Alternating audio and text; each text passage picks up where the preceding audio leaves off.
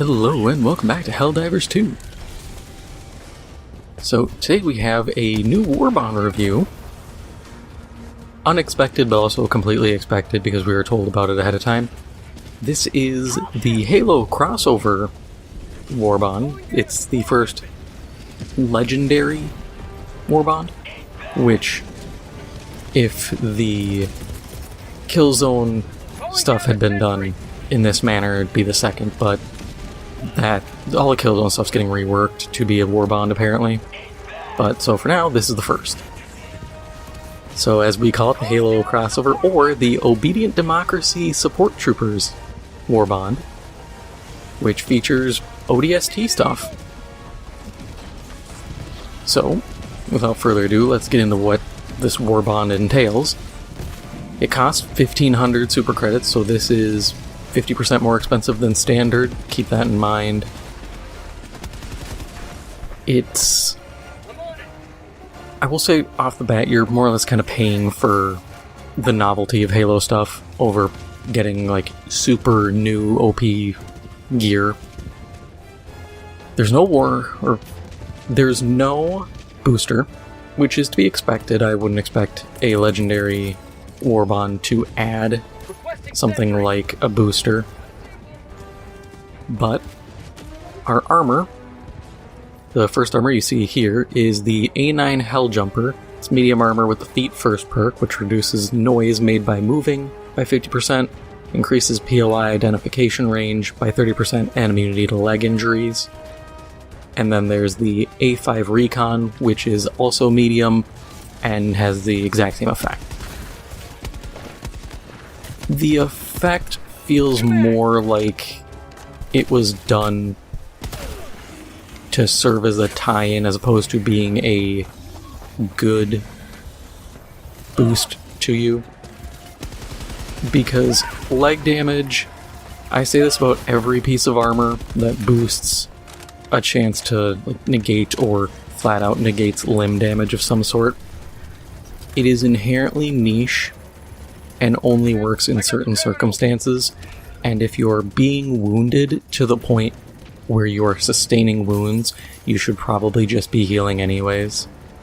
Yes, getting out of a leg wound is good, because a lot of times if you take a leg wound, you're not able to escape further damage. But that said, it still just doesn't feel like a worthwhile upgrade. The POI identification range, good for new players, not really useful for people who've played long enough that they can identify these things just off of the sight.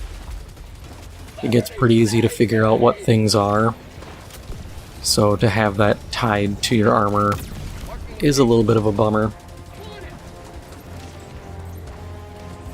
Then we have our first weapon, which you've already seen, the M6C Assault Rifle. Medium armor pen, it's roughly the same as the STA-52, I believe, the Killzone rifle. The cool part is, as you saw, this is third person, this is your first person view. You don't get iron sights, but you do get the ammo counter, which actually works, and the actual compass. I think it's really cool that they kept very lore and game accurate to Halo, because they could have very easily have slapped irons on it or something and just said, yep, that's it, moving on. But they really locked in and said, nope, we're doing this as accurate as possible. I think the gun in general is okay. It's not terrible, but it's not some meta-defining thing, because a big thing is with all crossovers, you can't level and modify this gun. What you see is what you get, for better or for worse.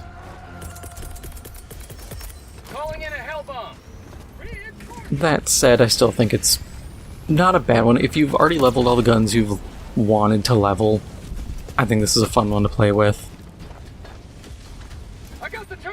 Our next gun is the M7S SMG. It's a standard SMG, very similar to the Killzone SMG. It's one-handed, light armor pen. It has a suppressor on it, which is pretty unique as of now. When you fire it and you move side to side, it is very hard to keep track of the red dot if you're firing in first person. And that makes it honestly a bit annoying to use. I feel if the red dot was a little bit bigger, so you had a better sight picture and it was easier to move and not lose your actual sight, I would say it's worth using, but for now, it's definitely a hope it gets buffed, otherwise you can skip over it kind of gun unless you're really going for the ODST vibe. If you're doing some roleplay runs trying to stop the Illuminate in New Alexandria, then you can do it there. Our final primary is the M90A shotgun. Obviously it's a shotgun, light armor pen, but it has the highest damage and it's a rounds reload shotgun. You will feel the armor pen. It kind of sucks sometimes, but it does make up for it by being just powerful. You can hit guys pretty hard with it, but it's only a, I believe, 6-shot tube. So you'll be reloading a lot, and that is something to definitely keep in mind. Now, is it better than, like, the Punisher? I'd kind of put them, honestly, around the same ranking, because you're trading ammo capacity for raw damage. And so you have to really ask yourself, am I willing to accept reloading more and having a smaller ammo pool over having more rounds in general?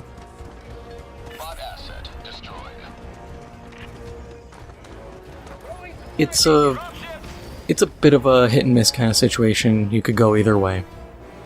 But we have our final weapon for this Warbond, a sidearm, the M6C SOCOM pistol. It's okay. I'm not a big fan of it. It's light armor pen, it's slightly stronger than the P2 Peacemaker. It definitely does not stand out. Once again, if you're going for the roleplay build, go for it. You're gonna have a lot of fun. If you're going for practicality, it's not all that great. It's suppressed, so once again, stealth is an option. As of now, stealth still really isn't there. As a mechanic, I don't think it's been fleshed out enough to warrant being like, oh, this is going to be great. If stealth actually gets worked on really well and we get a proper stealth warbond and everything, yeah, I could see this easily slingshotting to a viable or must-have weapon, just like the SMG. But until then, you have better options. The stealth isn't doing you any favors. All your objectives, you're probably going to have to drop a 500 or a orbital on something anyways, so your cover is blown. You just kind of feel cool sneaking around, going pew pew, and having the suppressed sound. There's no grenades, so no plasma grenades or anything like that, sadly. But I understand.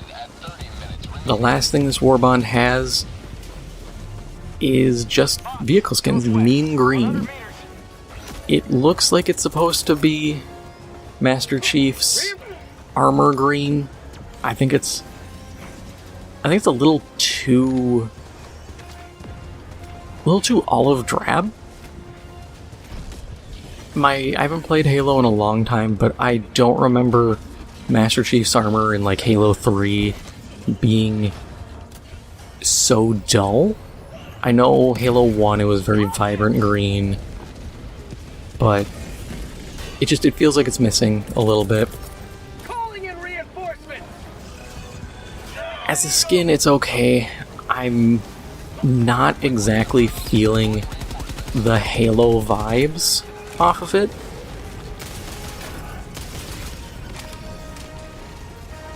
And maybe that's just a me problem, but that's really all there is to it. Outside of that, there's the usual player cards, there's the little player title, which is rookie, there's the capes. Nothing to write home about, they're pretty standard. The Warbond overall is a total of 637 medals to complete. Now, it's hard to say, is it worth it? Because if we compare this to a standard Warbond, no, there's a lot of stuff missing. But this is also not a standard Warbond. You would expect crossovers to be a little different, since part of it is you're paying for brand. You're paying for IP use. And of course, it's hard to really rate these weapons because of things like having no levels. You can't customize these guns to suit your needs. You know, I can't slap an extended mag on the pistol, or I can't put a different grip on the SMG.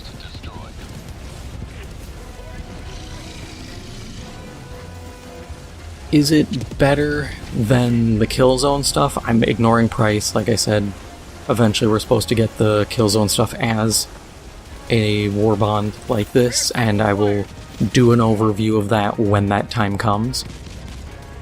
But as it stands, compared to the Killzone stuff we have, it's more thematic than the Killzone stuff, because in the Killzone stuff we had the plasma sniper, which wasn't even a Killzone weapon.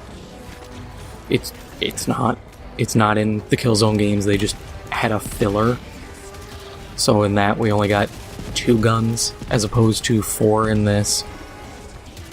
That said, the armor in this is a bit of a letdown. Just 2 mediums is a bit of a bummer. I was hoping for at least a light armor, or I would have liked to have had, if you played ODST, the character Dutch, who he has similar armor as this, but it's the heavy variant. And he's got a cool, like, skull jawline painted on his. I wanted that as an option for us, as our heavy armor, potentially, but we didn't get that. The scout armor's cool, it's just, or the recon armor, it's cool, it's just, I never really cared for it.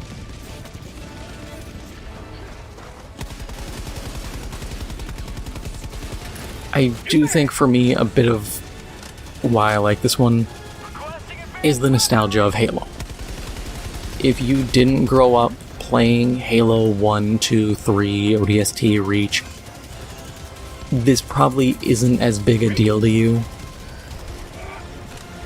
since honestly the IP kinda started going down the tubes after that. But in general, is it worth it? Kinda. When this video drops, a normal Warbond will have come out, and that will include some actual stratagems and other things.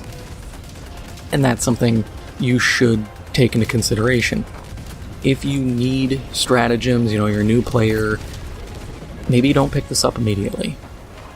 You know, make sure you have proper equipment to do difficult missions, and you can adapt to whatever situation is thrown at you before you get what amounts to kind of just a hee-hee-ha-ha fun warbond.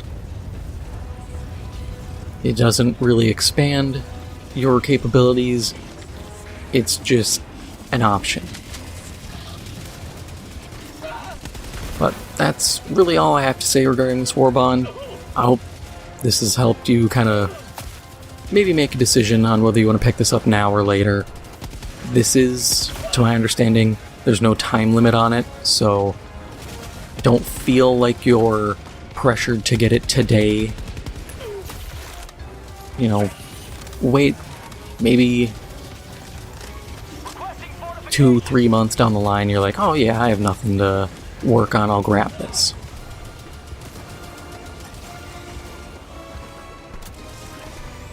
But yeah, that's really it. From here on out, enjoy the rest of this mission. Thank you for watching, and I'll see you later.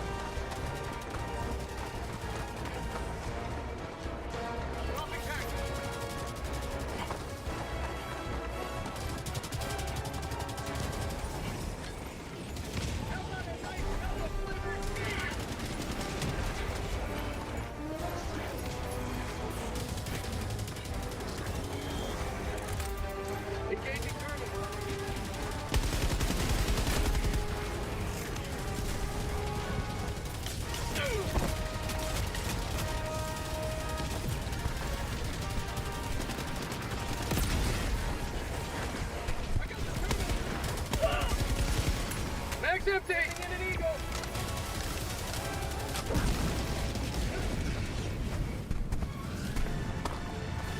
Bot asset destroyed.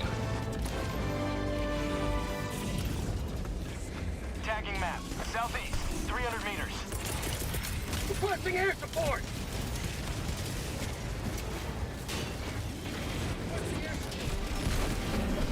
Calling in orbital strike!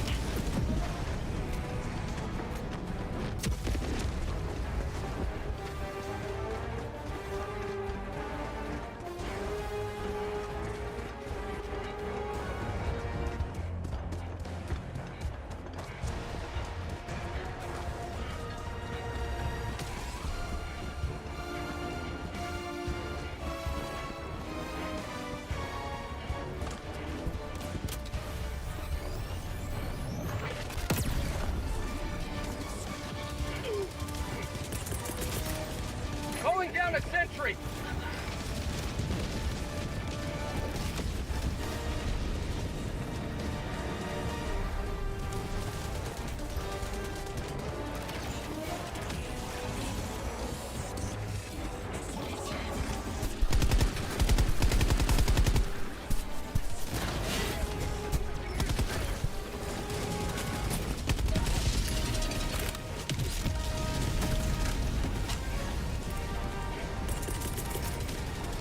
Requesting sentry! Orbital inbound! Sending in an eagle! Coming in hot! Orbital inbound! Eagle 1 leaving combat zone to resupply. You have accomplished Liberty's will. Extracted your discretion.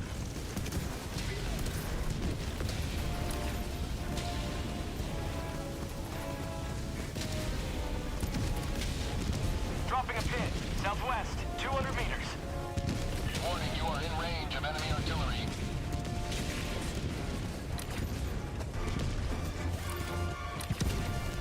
How'd you like the taste of freedom?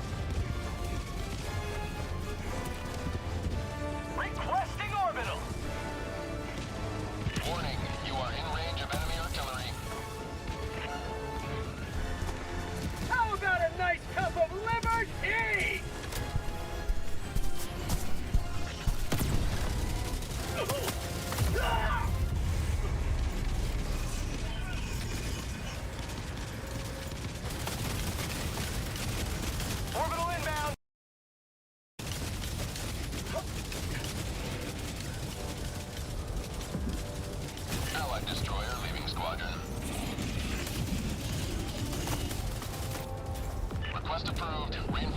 been launched. Joining the fray. Calling down a sentry! Gem available.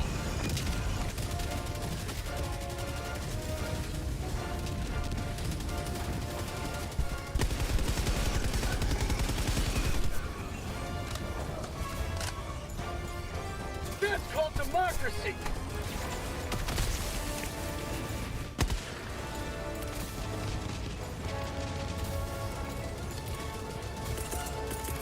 Calling... Critical stratagem available.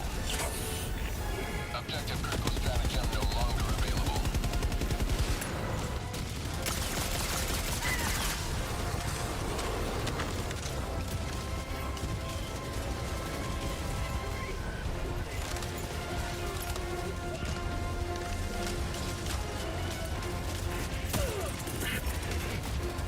Requesting sentry! Well, that was a bit anticlimactic. Game crashed. Liberty's enemies. Sorry about that, but that is all for now. If you enjoyed this episode, make sure to hit the like button. It helps out the channel a lot. If you haven't already, make sure to hit the subscribe button. Thank you for watching, and I'll see you in the next one.